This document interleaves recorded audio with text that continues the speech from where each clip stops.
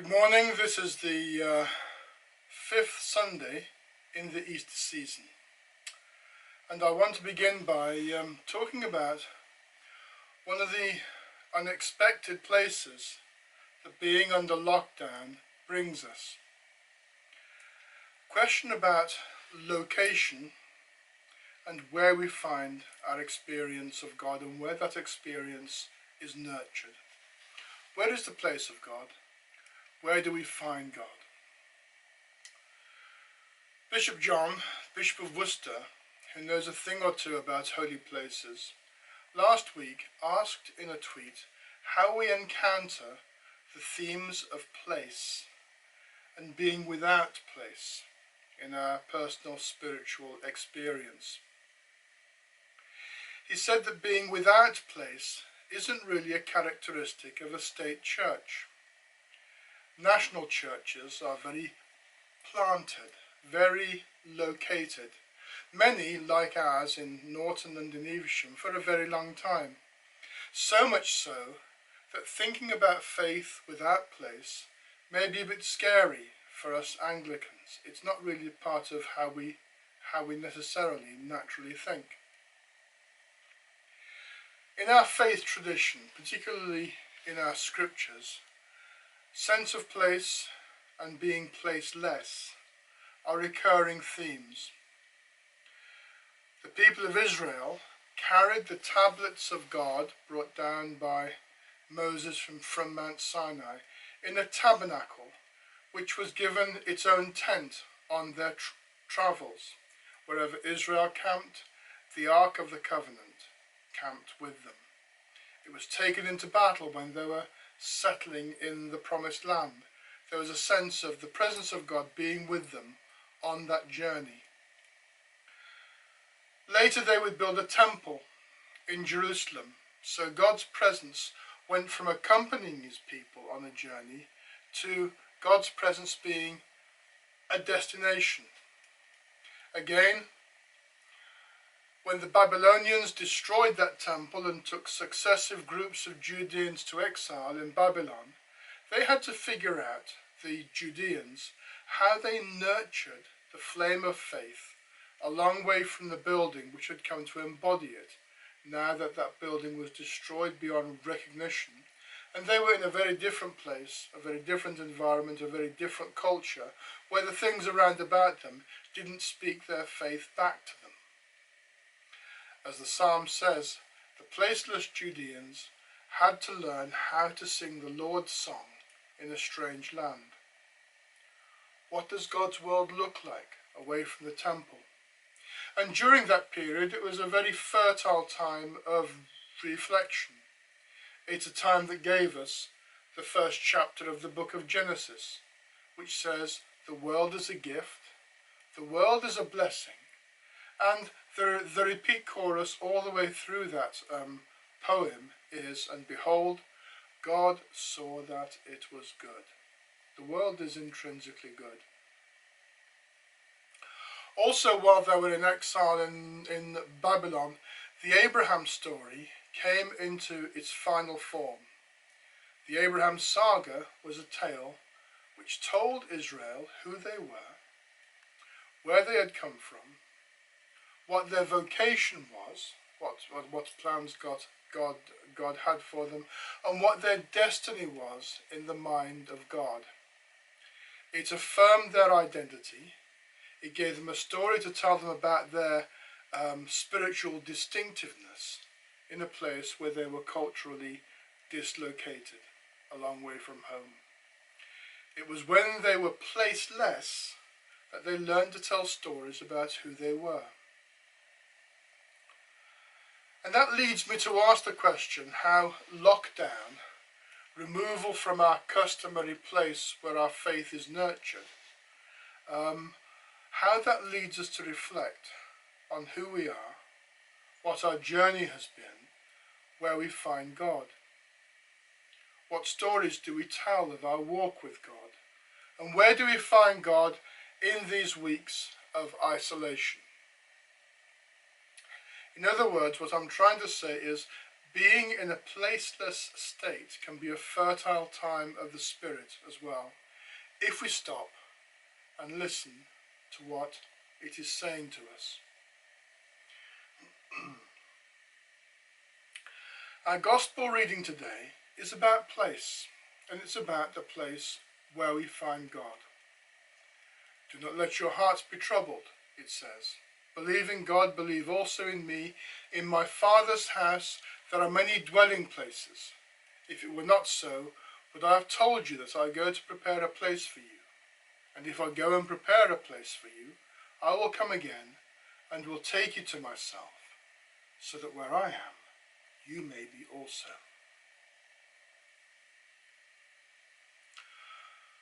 What does that tell us about God and place?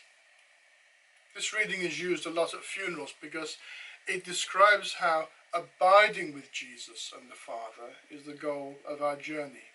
Abiding is a very important word for John.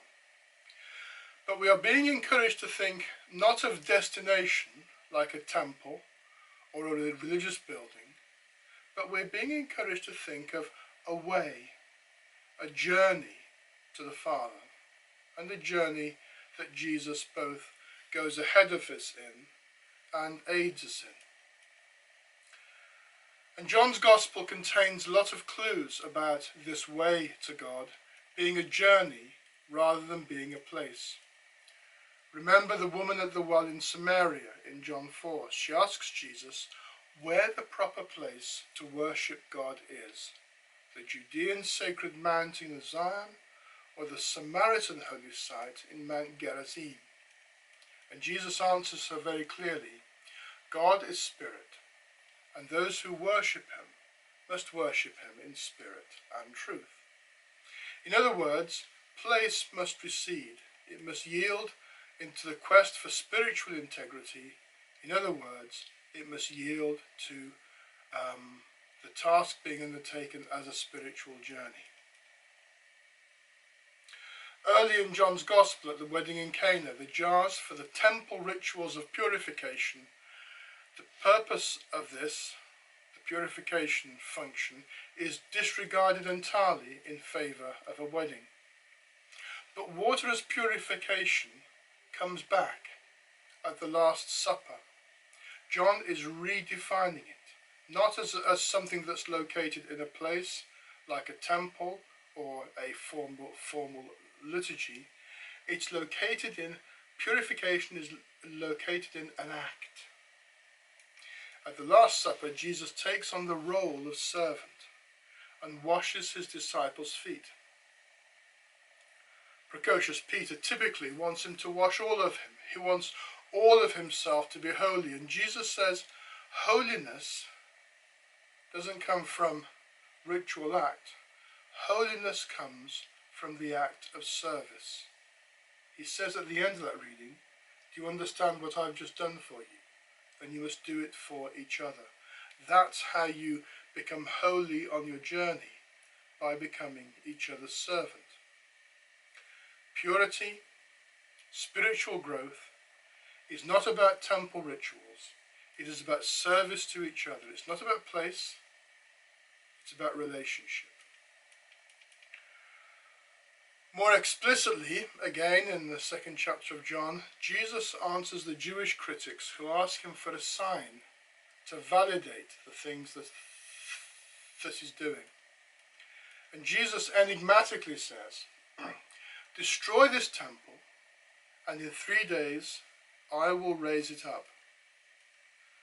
And then the Jews respond to him, this temple's been under construction for 46 years, and you raise it up in 3 days. And then John's comment on this is, but he was speaking about the temple of his body. Again, not a place, a relationship. We are invited not to abide in a building, but to abide with Jesus. So the place of abiding, the mansions of God in John, are not buildings. It is among those who gather to worship in spirit and in truth. And there are lots more examples of this in John. The word for dwellings in my Father's house there are many dwellings, in the usage of the day was like a traveller's temporary resting spot, where comfort may be found in the dark, and a communal welcoming and a meal. In my Father's house there are many places to stop on the journey. So we're being called in this gospel reading today to journey, and the way of Jesus is the journey to the Father. At the end of this reading it says there is no other way to the Father save for the traveller to follow in the way of Jesus. He says explicitly, I am the way and the truth and the life. No one comes to the Father except through me. As I said earlier, it's part of the rhythm of our tradition for there to be times of place and times of placelessness. And as Bishop John said in his tweet, placelessness is not an idea that Anglicans readily embrace, given as we are to having a lot of our time taken up with places of worship. But in this time of lockdown, in this time of exile, there are two things, I think, to bear in mind. Exile is only one of a range of states that our faith speaks to, but it's certainly present, it's there. It isn't a crisis, it's simply a different way of being and a different way that we need to explore. And rather than neurotically trying to recreate rituals online, what we really need to do, or how we really need to be spending our time, is embracing our placelessness and to immerse ourselves in this exile and allow it to speak its message to us. I think it would be a mistake for us to fill the silence with distraction or with busyness. The second thing to consider is what our journey to abiding in Jesus means. If we are with Jesus, a question we need to think about is, what kind of company do we keep? Who do we end up rubbing shoulders with or breaking bread with? A way to answer that question is to start to look and ask, who did Jesus spend time with? What kind of people evoked his love and compassion? And conversely, what kind of people got him mad?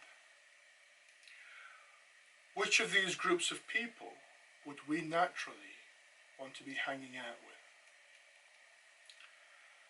And there are some clues there in the Gospels, and it's worth bearing this in mind, because if we follow the Jesus way, if that's what we are committed to, maybe we too need to consider what kind of company we prefer to keep. How congenial is the Jesus way to us? And that's the thought I want to leave you with this week.